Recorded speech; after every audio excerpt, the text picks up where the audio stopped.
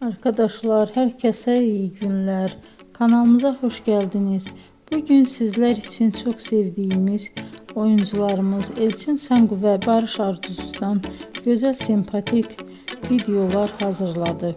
Barış Arduç, Kuzgun, Kiralık Aşk, Alp Arslan Böyük Selçuklu, Dinle Sevgili, Hanımefendi bu dizilerde rol almış ve herkesin beğenisini kazanmıştır. Ben de sizler için onların romantik karelerini hazırladım. Bu videoların devamının gelmesini istiyorsanızsa emeğime saygı olarak kanalıma abone olup yorum yazmayı, sona kadar izlemeyi unutmayın. İzleyen herkese teşekkür ederim. Yeni karelerle görüşmek dileğiyle. Hoşça kalın.